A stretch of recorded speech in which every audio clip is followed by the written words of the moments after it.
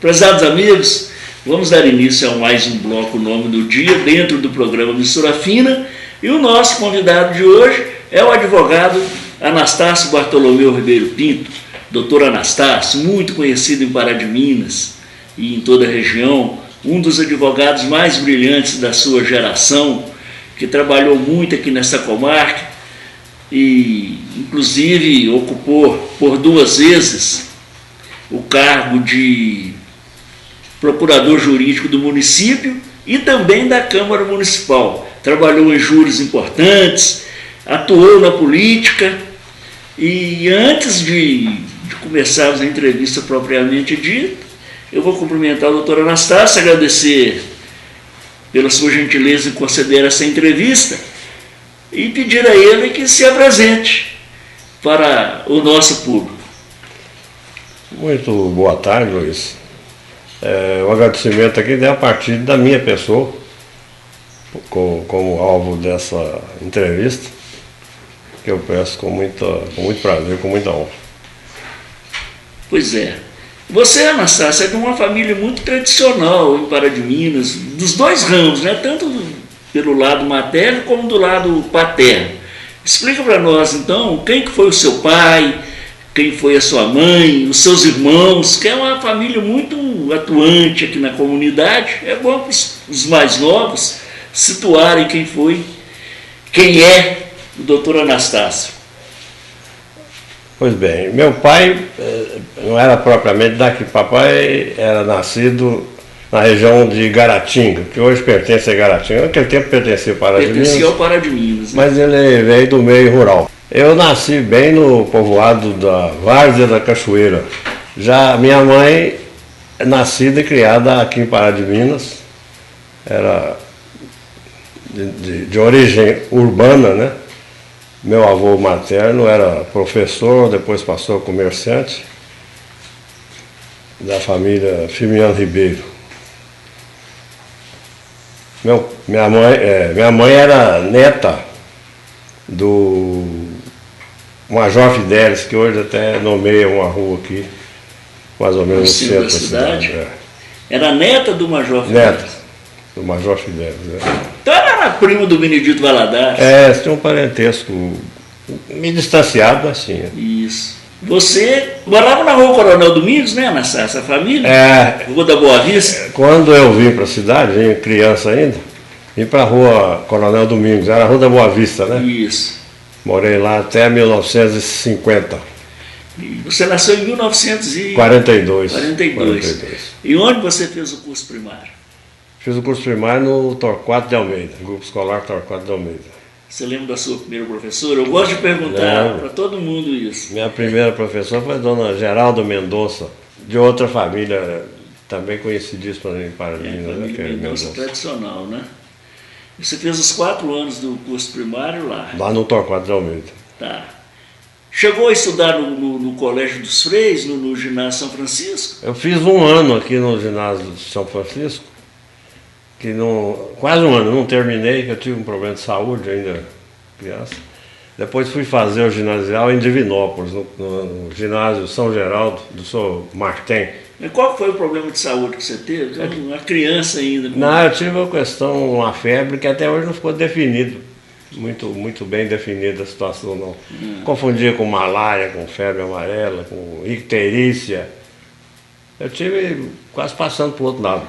Você saiu bem dela. Essa parada eu venci. Mas estuda aí, icterícia, malária, isso afeta o fígado. Você não tem problema nenhum de Não, eu saí fortalecido. Depois eu tenho feito muito teste depois disso e não tem nada de problema. Você manteve o fígado permanentemente em teste. Em teste e exercício. Ele foi aprovado? Está sendo aprovado. Até hoje. Coisa boa. Mas aí você foi estudar em Divinópolis? Com o Sr. Martim, que é dono do Ginásio São Geraldo, que curiosamente já havia passado por Pará de Minas. Durante alguns anos, né? Ele teve esse... Ele começou em Oliveira, veio para Pará de Minas, daqui para Divinópolis, onde morreu. O professor... O colégio e o professor morreram. Martim? Cipriano. Ele teve esse colégio aqui durante alguns anos, formou até uma boa geração de alunos aqui de Pará de Minas, né? Na época, um ginásio São Geraldo, né? São Geraldo. Muito lembrado. Aqui muita gente que eu conheci ainda estudou aqui na época dele. Eu me lembro um encontro que houve em comemoração a um aniversário de formatura dessa turma. Eu me lembro lá presentes René Mendes, Arnaud Marinho, doutor Heleno Leitão, que tinha um cidadão de Abaeté, José Zica, que estudaram. Esse pessoal estudou aqui com o seu Martim, enquanto ele funcionou em Pará de Minas. Em Pará de Minas. E depois ele foi para Divinópolis. Foi para Divinópolis. Aí você concluiu o ginásio e foi fazer o científico. Concluí o ginásio, eu tive que ficar um ano em Divinópolis, porque eu estava inscrito lá para o tiro de guerra, né? Eu prestei serviço militar em Divinópolis. Ah, você fez o tiro de Tiro guerra. de guerra lá. Fiquei lá um ano. Como lá tinha um seminário, em algum momento a sua família cogitou de mandar você lá para o seminário, em vez de advogado, você ia se tornar um padre? Não, eu passei pelo seminário antes disso. Quando nós terminamos o grupo escolar aqui, o vigário era o padre José Viegas. Sim. Ele havia promovido aqui a criação de um curso de admissão. Ao seminário? O curso de admissão ao ginásio, porque naquela época existia como se houvesse vestibular, né? Para você entrar no ginásio, né? E o curso de admissão aqui que funcionou, onde é o salão paroquial, ali na rua Major Manuel Antônio, sim, não foi reconhecido atempadamente pelo Ministério da Educação. Resultado, nós tivemos que repetir um ano de admissão. Então o padre Viegas se sentiu responsável pela turma e forneceu um novo ano para o curso de admissão, a essa mesma turma, no Seminário Coração Eucarístico, onde funciona hoje a PUC, sim, a Universidade Católica, ali na Gamileira. Na Gamileira, Coração Eucarístico. Nós ficamos lá, eu fiquei lá um ano, no regime de internato, fazendo admissão. Sendo observado, você tinha vocação. Também, lá, mas não descobriram a vocação não. E aí depois você concluiu o ginásio, então você foi fazer o científico onde? Depois de terminar o ginásio, eu matriculei no clássico no Colégio Marconi. Clássico e científico é o mesmo. Equiparado, né? Né? O currículo é um pouco diferente, era um pouco diferente. Você fez no Marconi em Belo Horizonte. Marconi em Belo Horizonte, que era um colégio municipal, né? Ainda é, até hoje. Eu prestei É a mais particular de todas as escolas públicas do estado, tem essa fama. Marconi, né? Porque o aluno, quando consegue ingressar lá no Marconi, segundo a lenda urbana lá em Belo Horizonte, ele foi inscrito antes de ser gerado. O casal, quando programa de ter um filho, vai lá no Marconi e pede para reservar uma vaga para o filho ou filha dele que vai nascer daí 10 anos. Eu desconhecia esse particular, mesmo porque eu vim da Várzea da Cachoeira, eu não sabia desse detalhe. Né? Ele tem tudo de uma escola particular, né? A começar da localização na zona sul de Belo Horizonte, na venda do contorno ali, né? E você estudou lá então o clássico? Fez o curso clássico lá, para depois prestar o vestibular de Direito. Quando você entrou lá na faculdade de Direito, já era a faculdade Milton Campos lá na praça, lá em... Na faculdade aí da UFMG. Pois é. Na Avenida Alves Cabral. No começo da João Pinheiro, com Alves Cabral. Isso. Já era a escola já era federal. Era federal. Já era federal. Você tinha vocação para ser advogado, Anastácio? Seu pai era ruralista, né? Seu avô era professor. Meu avô era mais intelectualizado, né? Papai não, papai é de origem roceira, urbana, rural, e não mostrava esse tipo de pendor. Inclusive, eu acredito que ele não tenha ficado muito satisfeito quando ele viu que eu decidi fazer direito, não. Ele tinha um certo... Se fosse fazer veterinário... Ele tinha uma certa restrição. Sabe? E aí você foi para a faculdade? Fui para a faculdade, fiz lá uns 5 anos lá. Você deve ter passado pelas mãos lá de grandes professores, grandes juristas. Quem era o diretor da faculdade lá na sua época? Diretor, na minha época, nós tivemos dois. Nós tivemos lá um que foi o Alberto Deodato, professor Alberto Deodato, que foi também professor da nossa turma de Direito das Finanças. O reitor na época era o professor Orlando de Carvalho, Orlando Magalhães de Carvalho, que era natural lá do sul de Minas, de Pouso Alegre. E depois, no final do curso, o diretor já era o professor Lorival Vilela, Viana Vilela. Sei. E você deve ter tido muitos colegas lá, até de classe mesmo, que depois ingressaram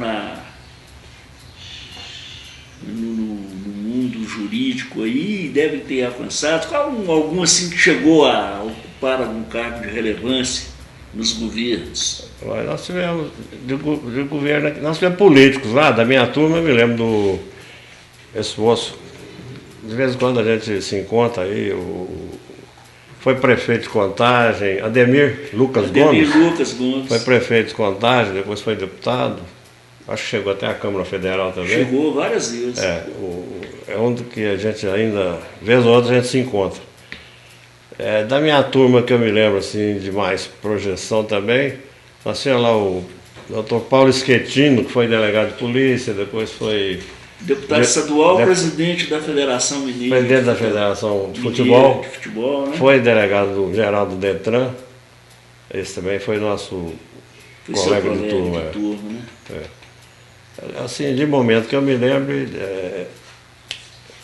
Você formou em qual turma? Em que ano foi a sua? Eu formei em 1969. 69? 1969. Então você pegou um período estudantil assim, bastante conturbado, né? Que a década de 60 foi um horror no Brasil em situações políticas. Eu me lembro que já começava essa efervescência. Você ingressou na faculdade quando? 65. 65. Como é que era a movimentação política lá naquele momento ali, aquela agitação? Eu confesso para você que nós tínhamos a turma da manhã e a turma da noite. Eu era da turma da noite porque eu trabalhava durante o dia. E por isso mesmo eu frequentava a faculdade no horário de aula. Você ia para estudar, né? Não participava de movimento nenhum. Não, porque havia a turma que frequentava lá o diretório. O diretório tinha movimento o dia inteiro, né? De manhã, à tarde, à noite e tal. Tinha o diretório acadêmico, a biblioteca da faculdade e tal, mas normalmente eu ia lá depois do expediente do trabalho, ia à noite, assistia às aulas e voltava. Então eu participava pouco dessa movimentação. Dava para ver, para perceber. Que alguma coisa estava acontecendo. Mas eu não participava assim diretamente. Você formou no ano, a sua formatura deve ter sido mais ou menos nos dias que foi decretado o ato institucional número 5. A formatura foi no dia, salvo engano, dia 9 de dezembro de 69. Você estava formando. Estava formando, né? No seu período lá na escola, chegou a ter invasão do exército, que eles gostavam muito de invadir, né? As faculdades, universidades. Não, lá eu me lembro do movimento maior, era dos próprios estudantes assumindo o prédio e sendo convidados a sair, a polícia de fora dos estudantes do lado de dentro, né? Com intermediação de alguns professores. Eu me lembro do professor Lídio Bandeira de Mello, que era famoso, professor de Direito Penal. Ele tanto intermediava, tentando convencer a turma de alunos a desocupar a escola, como dependia alguns alunos quando ocorria alguma prisão ou outra. Então ele ficava numa situação de receber pancada dos dois lados. Dos dois lados. Convencer a polícia a não invadir os alunos a desocupar. Ele era tido como direitista, mas na verdade ele era pacifista. Então, era um camarada que queria apaziguar as coisas. Apaziguar, contemporizador, né? Aí você formou em 69 e você trabalhava na Itambé. Quando eu me formei, eu trabalhava na Itambé. Trabalhou lá por algum tempo? Trabalhei lá por 12, 13 anos. Pois é. Mas em 1970 você chega em Pará de Minas, recém-formado, funcionário da Itambé, advogado jovem, 27 anos, né? E período mais negro da história da República, no auge da ditadura militar, teve aquela junta militar de 69, a edição do AI-5, o presidente Médici mandando prender e arrebentar, aliás, quem mandou prender e arrebentar foi o Figueiredo, né? Prometeu, mas também não fez isso. Mas foi um período muito difícil, 1970, ano de eleições municipais. Aí surge o doutor Anastácio, candidato a prefeito de Pará de Minas, pela oposição. Seu pai era vivo ainda? Não, o papai já havia falecido. Papai morreu em 67. Pois é. O que você acha que ele ia pensar? Meu filho é advogado, candidatando a prefeito de Pará de Minas, pela oposição. Eu não sei, talvez eu não conseguisse o voto dele, não. Mas eu me manteria na posição, não pelo prazer de ser contra, não, é porque na época as circunstâncias exigiam a tomada de posição das pessoas que enxergavam um pouco além do próprio umbigo, né? Era um tempo assim de ameaça, de cerceamento, muito difícil. Então o que me levou a aceitar e participar desse movimento, fui candidato pelo MDB, né? O velho MDB, nada a ver com esse Nada a ver com o atual, não. Né? Não tem nada a ver. Era um movimento sério, sério. E apesar de que eu fui convidado a comparecer por 2 vezes a ID4. Durante o período da campanha? Antes da campanha, uma vez antes e depois durante a campanha, devido a denúncias lá, denunciado como esquerdista, como comunista. A sorte, cheguei lá, não vou esconder nem deixar de confessar isso não, meio amedrontado.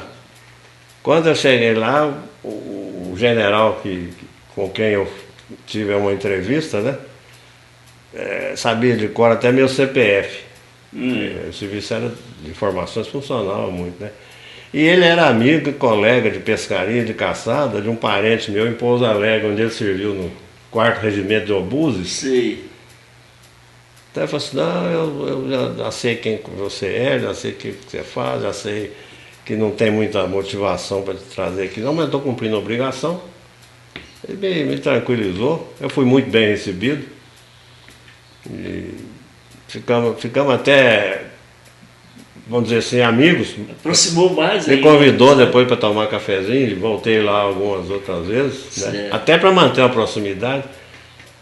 Existem 2 maneiras de você fugir, de você evitar a consequência danosa do coice de cavalo. Uma delas é ficar bem pertinho para o impacto ser menor, né? Então eu mantive e a gente se entendeu bem. Pois é, aí você saiu candidato a prefeito pelo MDB. Pelo MDB. Tendo como vice o Oswaldo Melgaço, né, o saudoso Doca Melgaço. Doca Melgaço. Então eu vou te confessar, talvez você não saiba. Em 1966 eu não votei para prefeito porque eu morava em Belo Horizonte e estava servindo ao Exército. E naquele tempo soldado e cabo não votava. Não votava, não me lembro. Então, não votei. Então, meu primeiro voto para prefeito, você pode saber que eu não sei quantos mil votos você teve na época, você chegou a 3 mil. Na votação foi pouco mais de 3 mil, foi modesto. Foi bastante expressivo, porque Pará de Minas tinha 9 mil. O eleitorado era bem menor. O eleitorado era de 9 mil eleitores, eu fiz uma pesquisa recentemente, e foram 3 candidatos, né? Você enfrentou 2 candidatos do partido do governo. Já tarimbados na política. Políticos já antigos, que foi o Sebastião Nogueira Duarte e o José Meirinho, né? Também convivi muito com ele aí na política e no futebol, era um dos fundadores do Rio Branco. E o outro candidato, José Gentil de Almeida, que era amigo nosso. O José Gentil, que acabou eleito, que era amigo nosso também. E inclusive um cabo eleitoral seu, na época, o Marcos Kleber Amaral, o Marquinhos, que trabalhava no Banco Comércio, sei. E era meu primo. Ele falou, olha, vamos ajudar o doutor Anastácio aí, que nós temos que votar na juventude. Aquele papo, todo mundo jovem, né? Então vamos. Aí eu saía pedindo voto para vocês, com uma cédula pequenininha. E nem cheguei a te ver durante a campanha, mas o Doca Melgaço, que era o seu vice, eu encontrava com ele, que a gente era vizinho. Na época eu trabalhava em Belo Horizonte ainda, então eu ficava com um pé lá, outro cá. E o Doca ficava cuidando da campanha aqui. Aquela campanha para prefeito em 1970, foram 2 candidatos da Arena, e o MDB lançou um candidato que foi você, não é isso? Foi.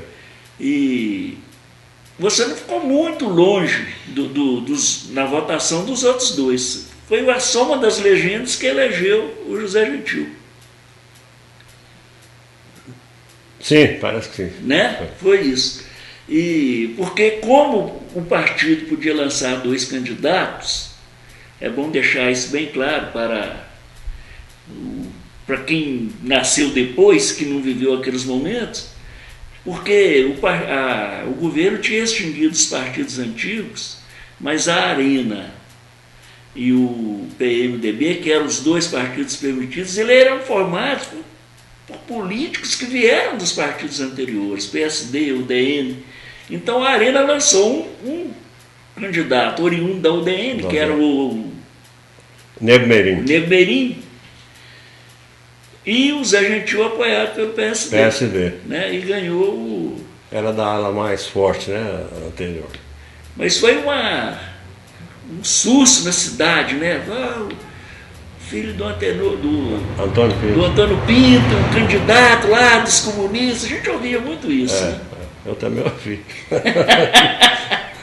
De comunista não tinha nada, né? Aliás, eu tenho que aproveitar a oportunidade, ainda que atrasadamente, né, para te agradecer pelo voto e pela coragem, porque para votar no MDB na época precisava ter coragem também. Mas a gente jovem é destemido, né? Eu lembro que eu votei em você e para senador eu votei no Camilo Nogueira da Gama, que foi uma lenda também no MDB, MDB antigo. Eu votei no senador Camilo também. Né? O senhor esteve aqui várias vezes, né? Frequentava muito Pará de Minas. Né? Aí você, a partir da eleição, você continuou trabalhando lá em Belo Horizonte. Quando é que você voltou para Pará de Minas definitivamente? Eu voltei definitivamente para Pará de Minas em 1975. 75, né? Que eu me transferi para cá, definitivamente. Aí você veio, montou a sua banca de advogado aqui e começou... Essa aí a expressão que você usava muito na época, né? Eu não montei uma banca, eu montei foi um armazém, era uma loja, eu vou lá para atender meus clientes. Você tinha uma expressão? Não, eu não me... Você usava uma expressão mais ou menos assim. Um balcão. Eu montei uma banca de advogado. No estilo antigo, né? Não estava muito longe, não. Seguindo mais ou menos o modelo aí do saudoso Dr. Wilson Guimarães, né? Que foi meu guia aqui, né? A quem eu devo assim, muita obrigação, muita atenção. Pois é, já que você falou no Dr. Wilson, eu sei que você, apesar da diferença de idade dele, você gozava da amizade dele, frequentava lá o famoso sítio dos Gomes, né? Participou de uma roda das pessoas mais inteligentes. Durante muito tempo, com muita alegria, viu? Quando você falou com o Dr. Wilson que você ia ser candidato a prefeito, o que ele te falou? Ele me animou, mas ao mesmo tempo ele fez uma cara assim, meio de pouco caso, porque o Wilson era meio... Ele era político, recentemente ele tinha ocupado. Mas ele era meio descrente já, né? Então ele foi um bom político, foi deputado estadual. Você se mirou nele, na sua profissão de advogado? Porque ele é considerado um dos papas. Eu admirava muito o Dr. Wilson e ele me deu, fazendo o certo ou cometendo erro, não sei, ele me deu muita atenção. Inclusive, me deu a oportunidade de fazer alguns júris, que ele teria sido procurado e dispensava o cliente, indicava o meu nome, eu fiz alguns júris no começo, por indicação dele. Ele sempre me estimulou, me entusiasmou, e eu tomava muito aconselhamento com ele também, sempre que tinha oportunidade, né? Então a gente conviveu durante muito tempo. inclusive profissionalmente. Uma vez um amigo seu lá, que frequentava também lá o sítio dos Gomes, a famosa roda, me falou que o Dr. Wilson gostava de uma pinguinha, mas que ele só bebia depois que escurecia. Mas que de vez em quando ele quebrava a ficha. Ele entrava para o quarto, fechava a janela e a porta. Por conselho meu, inclusive. Pensando, um dia ele falou comigo, se não escureceu ainda, você fecha os olhos, mas você não vai enxergar nada. Ele entrava no quarto, fechava a porta, a janela e tomava pinguinho e voltava para beber cerveja. Mas é muita lenda, né? Tem muita lenda em torno dele.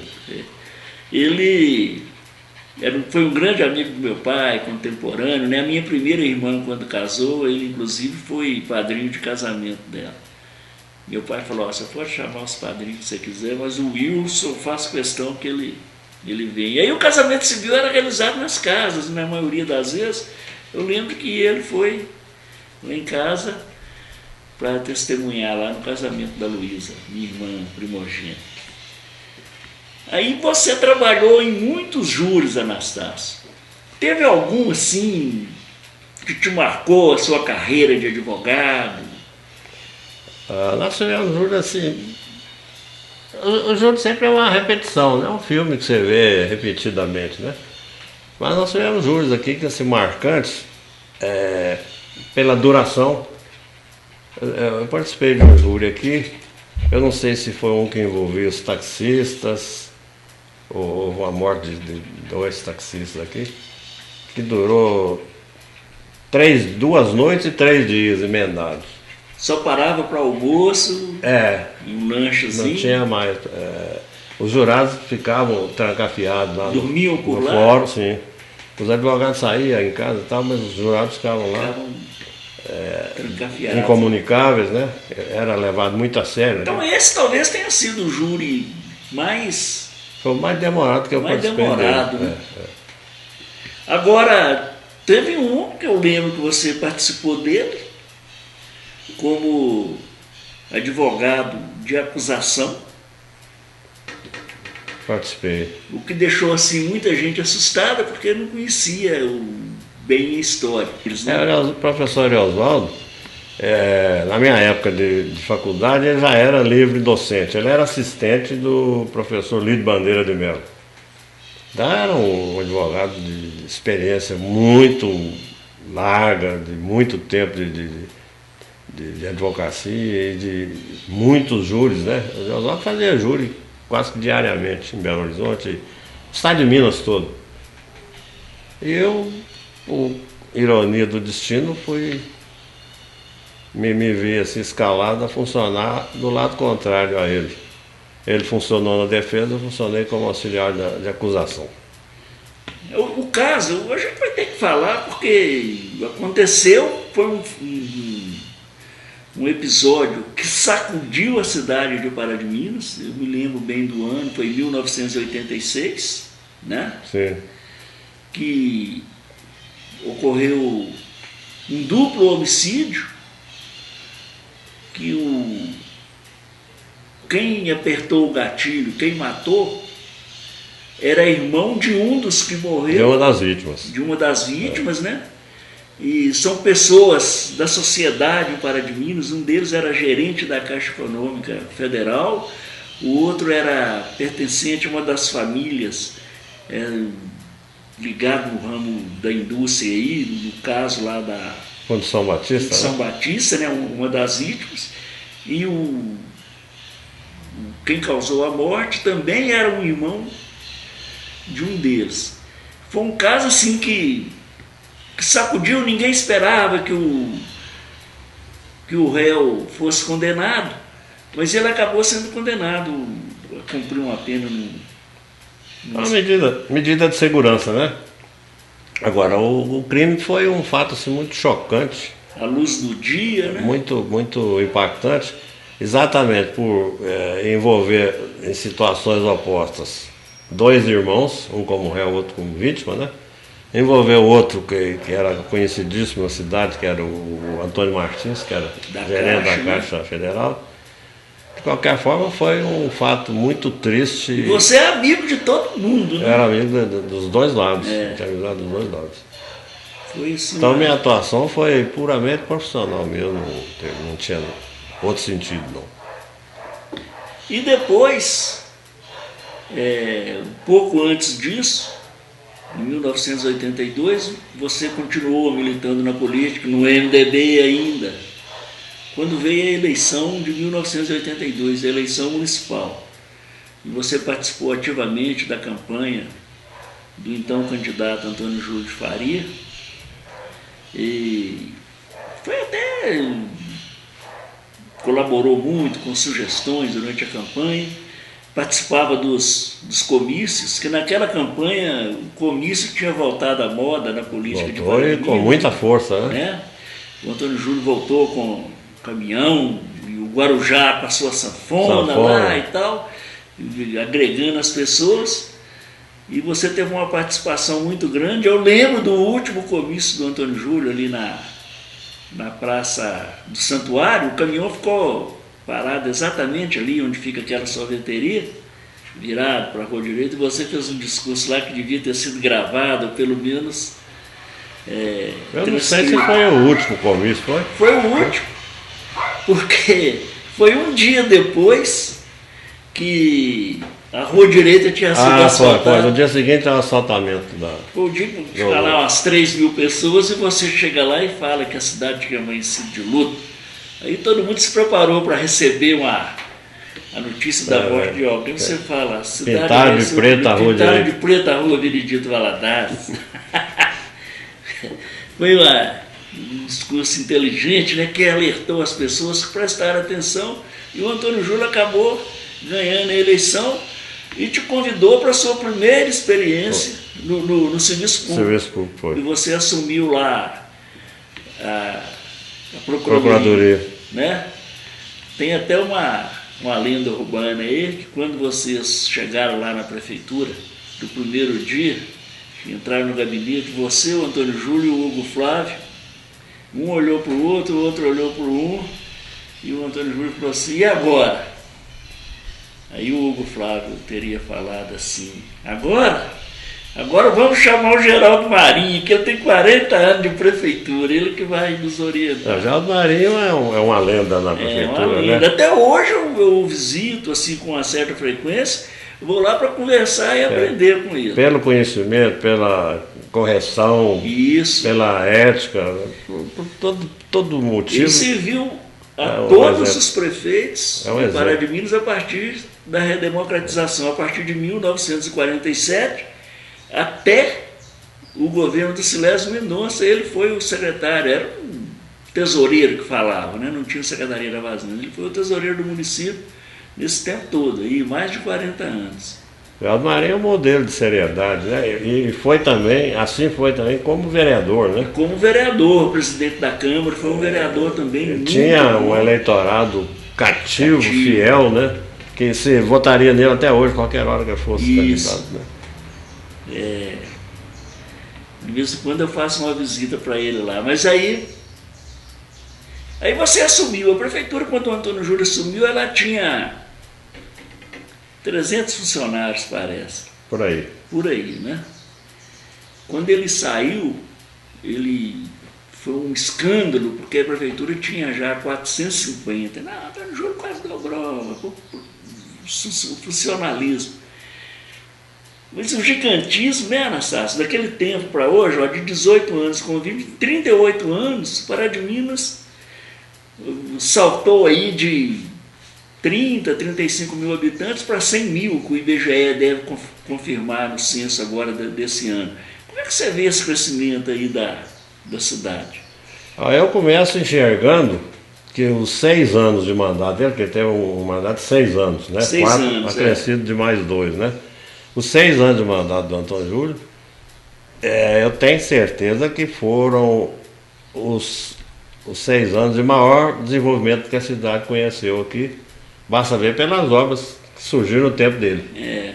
Avenida, parque de exposição, e tanta coisa muitas mais aí. Escolas, né? E só obra grande, obra pesada. O Parque do Bariri começou com ele, né?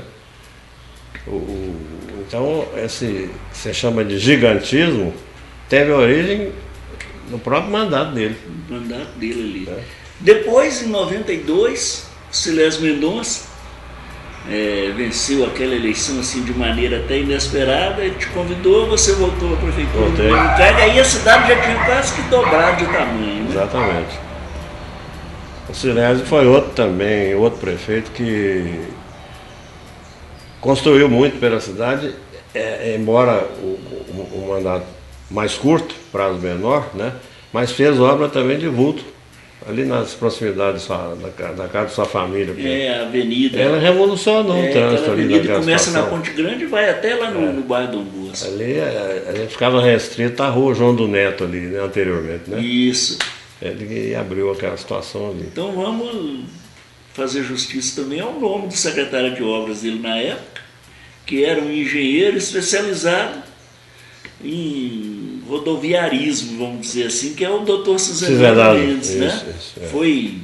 Construiu lá o trevo lá do bairro Padre Libério, aquela avenida, começa na Ponte Grande, vai até lá no Dom Bosco, abriu a Avenida Nova Serrana. O Suzanando, assim, ele já está aposentado do DR, mas ele, não sei como que ele não é aproveitado pelos prefeitos que vieram depois. Nós tivemos a honra porque ele ia do ramo, ele podia oferecer muito ainda. Nós tivemos a oportunidade de trabalhar com 2 prefeitos de peso, né? Realmente de peso. Agora, de maneira geral, Anastácio, eu não sei se você vê assim, mas o Pará de Minas, relativamente aos escândalos que a gente vê em outras cidades, até mesmo aqui da região, a gente tem tido prefeitos até, pelo menos, menos gananciosos, né? Felizmente, o paraminense, o Patafufo, é o cidadão comedido, né? Ele não é de avançar muito na lua, né? Os políticos também têm essa índole mais tranquila um pouco. Nenhum é santo, mas... Não, basta ser político para não ser, né? Mas pelo menos não está nesse nível horroroso que a gente vê na imprensa todo dia, não é isso? Exatamente. E agora? Você está aposentado? Eu tive meus problemas de saúde, e com isso eu fiquei meio atrasado no meu caminho, continuo meio atrasado, né? Estou meio paralisado. Ainda penso em voltar ativa, vamos ver se o que Deus reserva para mim aí.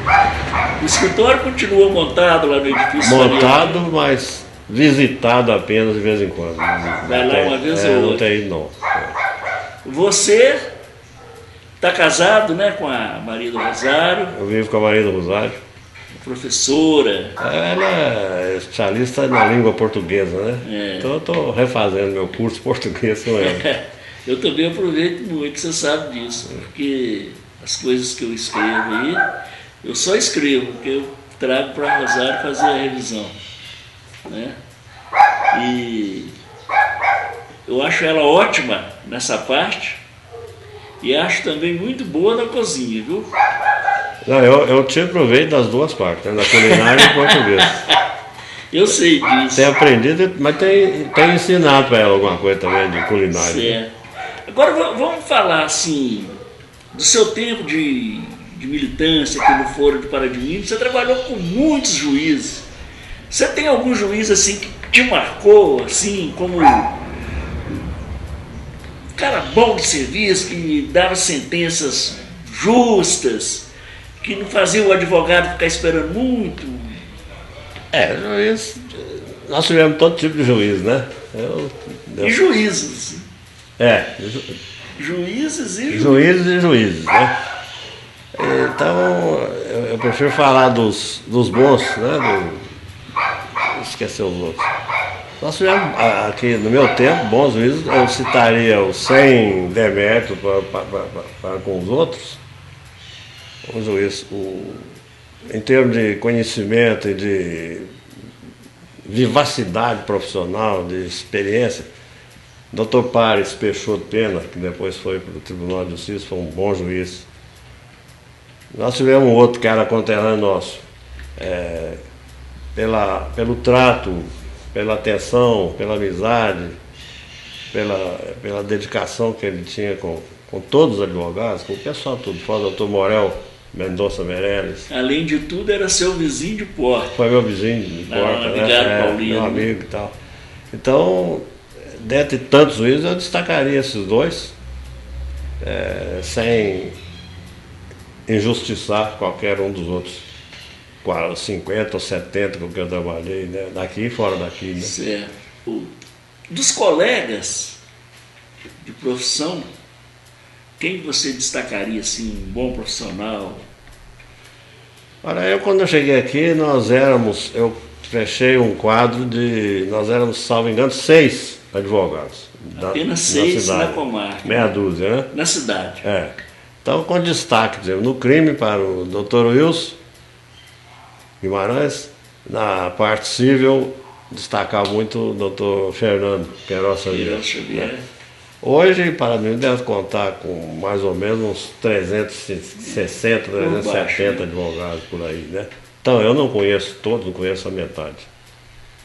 Mas nós temos, entre os que eu conheço, nós temos bons e vamos dizer, ótimos profissionais e pessoas corretas, pessoas boas, que se fosse uma questão de homenageá-las, eu homenagearia a todas elas na pessoa de um cidadão exemplar aqui, que é o Dr. Wilfredo Pontes. Wilfredo. É um moço sério,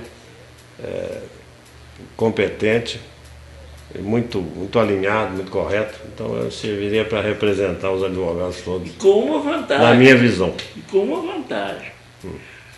Baixista e roqueiro. Ele tem a imagem. Um dos fundadores da banda Os Mísseis. Os Mísseis, né? Faz sucesso até hoje, pelo menos uma vez por ano, faz um showzinho aí.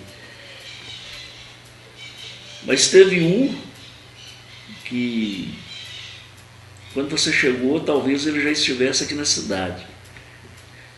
E ele exerceu mais o magistério do que a advocacia, mas eu acho que ele merece ser incluído nas duas áreas. O doutor Hélio Fábio Berbo Torres. Quando eu cheguei aqui, ele funcionava como promotor adjunto, cobrindo férias dos promotores, então ele funcionava como um promotor ad hoc, né? Promotor adjunto. Eu convivi muito com ele, inclusive na turma lá do Dr. Wilson, tá? Ele era também, fazia parte também da turma lá, né? Mas, como você disse, ele se destacou mais como professor. No magistério, né? Eu tive a felicidade de tê-lo como professor.